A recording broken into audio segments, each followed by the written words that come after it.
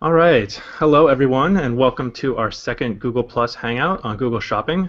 Today, we're going to be looking at product groups and AdWords optimization. My name is Chris Azalde. I'm a Google Shopping product specialist. I've been working on the product for about 6 years now, and I've seen a lot. And with me today is Nicole. Hi everyone, I'm Nicole Premo. I'm a partner education manager on the shopping team, which means that I work on getting important content like this out to you guys who need it. Thanks, Nicole. So today in this Hangout, we'll be covering some of the key concepts around Google Shopping, creating product listing ad campaigns. Nicole's going to go over most of the content because she's our resident expert on all of this. I may jump in from time to time, but I'm going to defer to you, Nicole, because you have a lot of knowledge. So looking at the agenda, let's quickly recap what we talked about last time, and then we'll talk about building product groups, better bidding on PLAs, and then optimizing your budget allocation.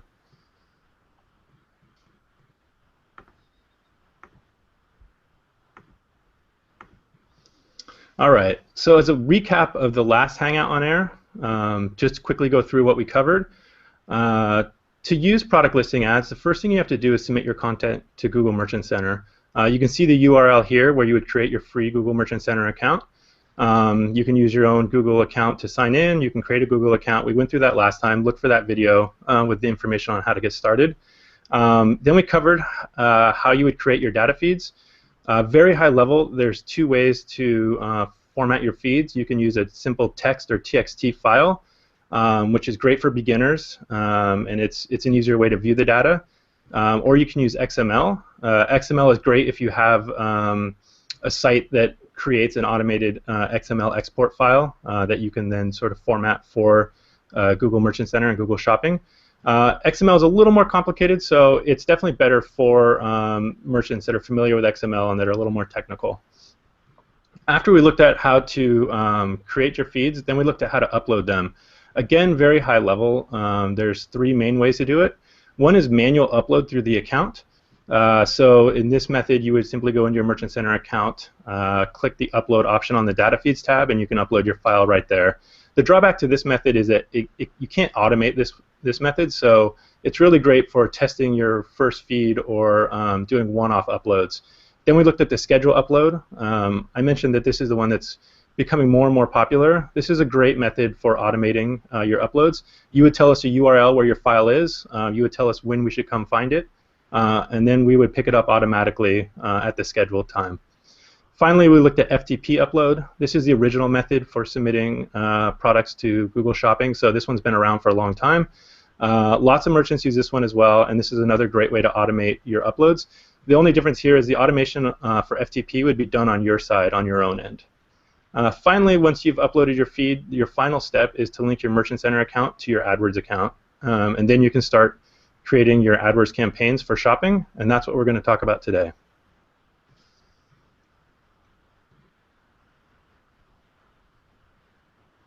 Awesome. So before we get into kind of some of the nitty-gritty, tried and true tips and best practices, I wanted to give you some high-level buckets to think about in terms of your first PLA campaign and how to make it successful.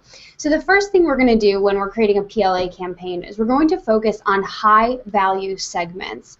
So basically, we're going to talk more about what product targets are and how they allow you to organize your campaigns, but essentially product targets are the way that you will streamline your management of your PLA campaign. So to do this, you'll take the products that are most important to the retailer in terms of revenue, group them together so you can more actively manage them. And again, you probably have too many products to do this for each individual item, so these groupings allow you to focus your time and energy more effectively on those high value segments. The next thing we're going to want to do is make sure we're creating clean campaigns. So when I say clean campaigns, essentially we want to make sure that every single target receives at least one impression every 14 days. Otherwise, we'll need to troubleshoot because something's probably not right. Last but not least, you do have the option of starting automatically. So when I say this, it's, there's a lot that can go into targeting and bidding and figuring out that strategy. So if you're a little daunted by it, or you just want to start a little bit easier and then develop a more holistic strategy over time, you can use things like automatic bidding and just stick with that one all products target to get started simply. So for those of you who are wanting to go a little bit more into the tips and tactics, we'll get into those right now.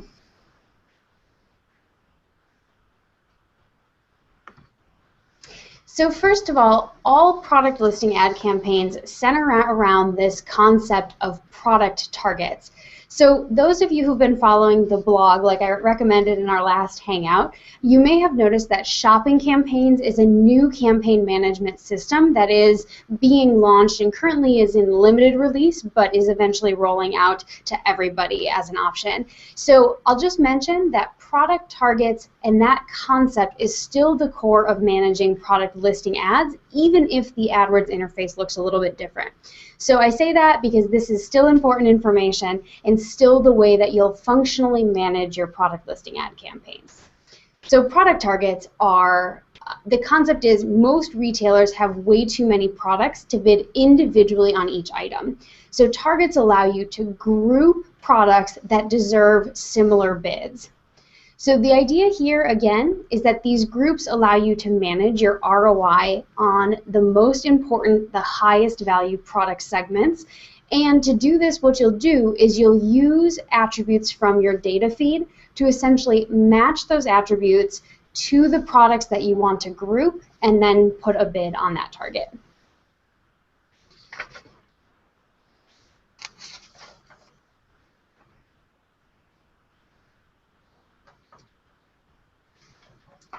So here are some examples of additional targets that are most commonly broken out by merchants. So typically you want to create targets for your top performers. This of course includes your best selling items. It also includes your highest margin or return on investment items, so those that have maybe a higher price point and deliver more revenue when a sale occurs. We've also seen people start to be very creative with how they're using product listing ads within their more integrated search marketing strategy. So for instance, with planning for this bigger picture strategy, we've seen people break out targets for high performing brands. We've also seen them use seasonal targets. So obviously the biggest shopping season of the year is just behind us with those holiday end of the year shoppers, but we are coming into even more holidays. So Valentine's Day, 4th of July, all of these things can be seasonal and can require seasonal product groupings.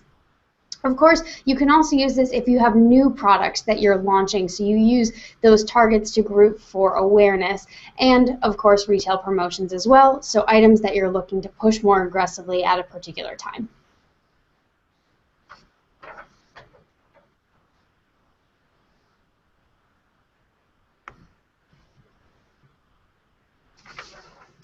So to start thinking about what product targets make sense for you, I recommend kind of stepping back from your merchant center, stepping back from your data feed, and kind of ignoring AdWords just for a moment.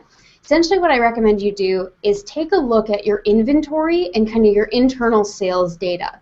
Look at which product categories drive large portions of your revenue and try to put these into some buckets of, roughly how much is the ROI on that group of products and which groups are the most important to the business.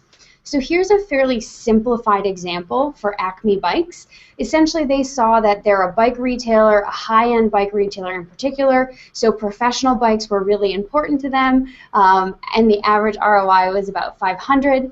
Then they had cruiser bikes, which had an average ROI of about $125 for that group, clothing at $50 ROI, and then they have this catch-all group. So basically everything else is too jumbled. It doesn't have clear grouping distinctions, so they just leave that as kind of their fourth category in their analysis.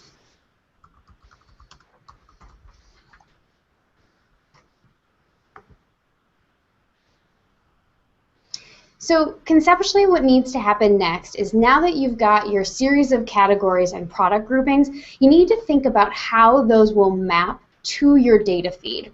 Essentially, when you create product targets, you're creating a very simple logical statement that says, if, for instance, the product type equals brand, professional, I want to bid X amount on that product.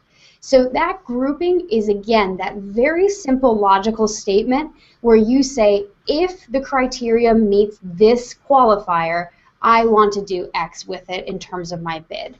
So the point here is that even though with shopping campaigns and with regular PLA campaigns, how you do this mapping will look a little bit different in the AdWords interface, the important take-home point is that when you're creating your data feeds, you want to make sure that the information you're submitting supports the groups that you will eventually want to make.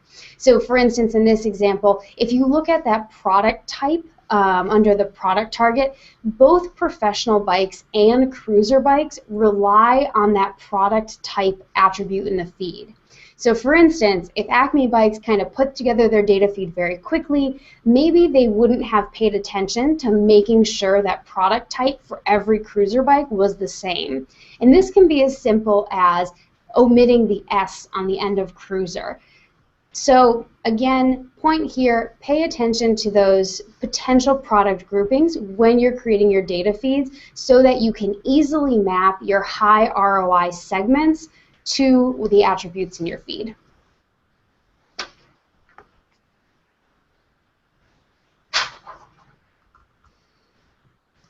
So here we can see in normal or kind of regular PLA campaign creation, what you'll do is you'll end up creating an ad group for every product target. So again, just kind of trying to conceptualize the translation of your map of high value segments into a PLA campaign. You can see that each ad group represents one of those categories, and each product target is how you'll functionally target the products that share that attribute.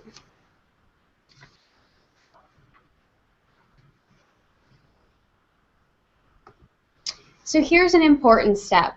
So what we see here is actually associating the bids with the target, which then ties back to the original segment that you did in your conceptualization of your campaign. So we're going to get more into bidding and bidding best practices in a couple of slides, but I want to start you with this very basic framework that hopefully makes some intuitive sense. Basically, the higher the ROI for the group, the higher your bid should be. Basically, by giving a group a higher bid, you're encouraging it to show whenever it's possible to show or whenever it's relevant to show in those search results. So for instance, professional bikes has a high ROI of $500, so it has the highest bid in the account. And of course, as that ROI decreases for the average of the grouping, that bid decreases as well.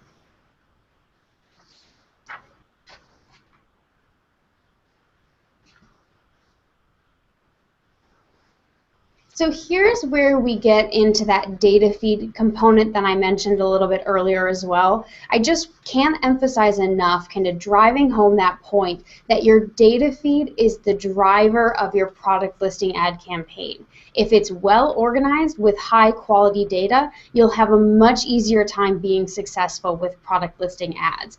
So since your targeting options include the attributes ID, product type, and brand, I strongly encourage you to make sure when you're creating and optimizing your data feed, just make sure that those make sense for how you potentially want to group your products. And of course, if you don't get it right the first time on that first stab at creating the data feed, you can always come back and adjust those product type classifications or the brand to make sure that it's supporting your campaign goals. Nicole, just one quick comment on the product type values. Just wanted to call out here, we recently made a change with how to format your product type values. And so the way that we're showing it here is correct. We want the product type values to be separated with the greater than symbol, or the that bracket that looks like the greater than symbol. This is especially important for shopping campaigns. This will help us actually break down the data accurately. So in the past we did accept other values there, but now we only want that greater than symbol for the product type value. And Chris, do I remember correctly that there needs to be a space on either side of that symbol as well? That's right. Great. So just to recap, you need to use that greater than symbol to separate the levels in your product type, and there should be a space on either side. Good point.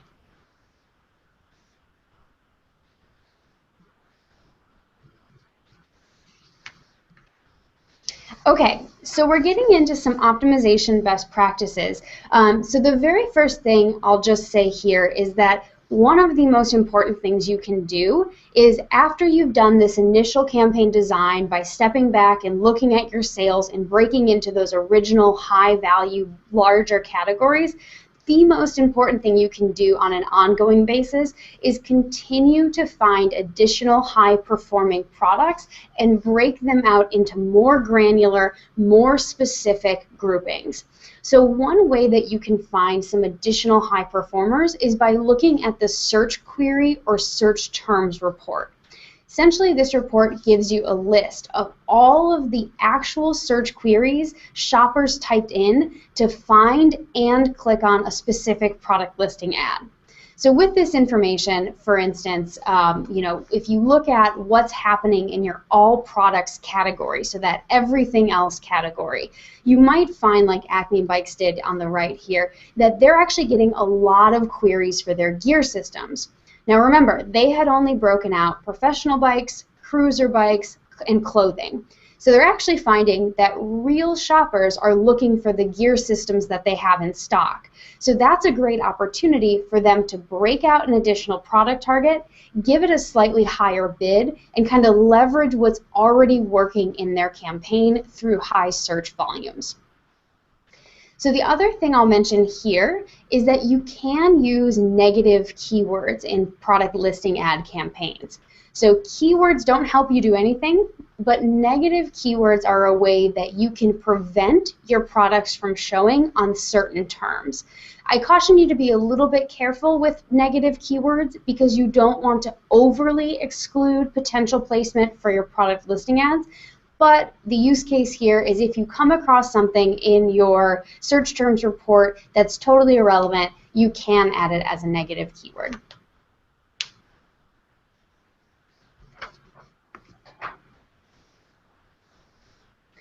So now we're going to talk about bidding. I promised you more on bidding. So just to recap, remember we have that very basic kind of intuitive sense of bidding where the higher the ROI on the product target group, the higher the bid should be. So that works generally pretty well. For those of you who are a little bit looking for a little bit more advanced optimization, I'm going to complicate that idea a little bit for you.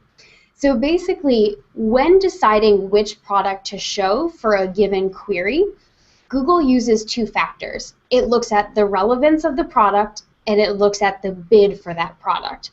So for specific queries, something like BMC 10.6A women's road bike, which is a very specific bike model, it's pretty clear which product we should show from your feed. If you have that specific model in stock, we're going to show that one because it was a very specific search query. Where this gets a little, where bid factors in a little bit more is on a more general query like women's bike. So for somebody like Acme Bike, they probably have many, many women's bikes in stock. And so we're going to look at the one with the highest bid. So that's okay. The highest margin item might be the one that they want to show. But if that high margin item with the $4 bid is a $6,000 specialty bike, it probably doesn't make sense for the average searcher who's looking for the query women's bike. So this is where you, as an online digital marketing strategist, have the opportunity to actually be a little bit more strategic in helping Google understand which product to show. This is where you would actually want to bid highest on your best selling item. In those cases, if your best selling item, which might be more of a midline bike in this case, has the highest bid, it's more likely to show for that women's bike query, and you're more likely to appeal to that mainstream searcher searching for a women's bike.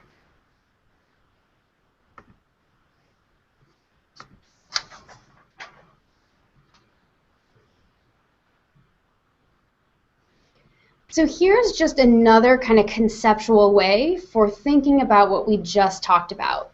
Essentially, I don't have a creative name for this, it's just the triangle model, but essentially what it hopefully shows you is that as the number of products decreases, the bid increases. So for your everything, all products, catch-all category, you should have the lowest bid because the average ROI for that category is going to presumably be the lowest. Then, as you move up, the number of products in the target gets to be fewer and fewer, therefore the bid gets higher. This allows you to single out the best-selling, most profitable products and focus your attention on optimizing bids for those few products while you pay less attention and just do a more generic, low bid for everything else in the category.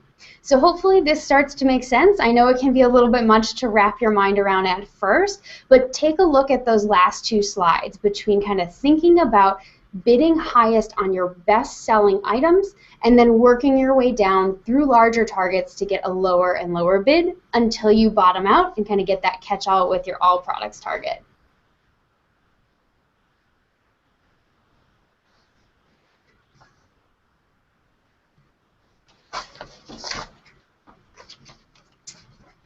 Okay, so let's move on to budgeting. So with a budget, obviously you want to experiment with uncapping your budget as much as possible so long as your conversion rates support a strong return on investment. That's an ideal world, of course. So here are some more specific budgeting tips. So when your budget is limited, so you have a set monthly budget or daily budget that you really can't go over, some things that you can do to make sure that you're maximizing that budget is actually reallocating budget from lower to higher priority or traffic campaigns. So if you have multiple product listing ad campaigns, only one of them is reaching their budget, reallocate some of that budget from the lower priority campaign to the higher priority campaign. You'll still be spending the same on a daily basis, but what will happen is that your dollars are going to where the traffic is. Additionally, you can even, if you're only using one PLA campaign, you can even break out multiple product listing ad campaigns so that your high traffic, your high value targets are in a campaign with a more unlimited budget, and then everything else that has a low ROI is separated and has a more capped daily budget on it. The best practices are similar for when your inventory is large. Basically, you want to create that campaign that has everything else potentially in a totally separate campaign with a lower budget, and then again, separate out those high value segments into a separate campaign with a more unlimited budget so that your dollars are allocated to where the ROI is for the retailer.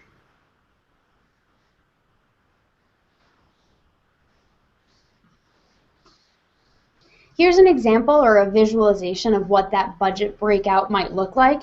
On the top, you can see they have $350 to spend on a daily basis. They had all of their product targets and product groupings in one campaign. But if they actually broke this out into 3 campaigns, since the professional bicycles are where they make most of their revenue, they can allocate a higher daily budget to that particular segment while limiting the exposure on potentially the cruisers if those are lower ROI. Again, important point here, their cumulative budget is still $350, but they're taking more control by allocating certain dollars to certain segments.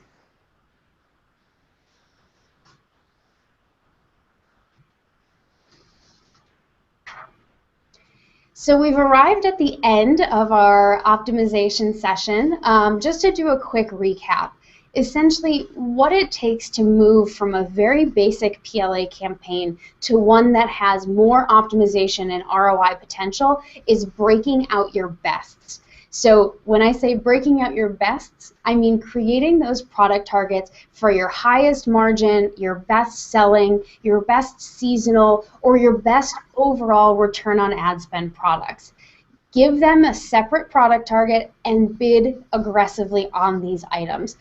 Think of them as the biggest movers and shakers of your campaign. You want to make sure that they have the attention they deserve in terms of budget and bids so that they can perform well for you.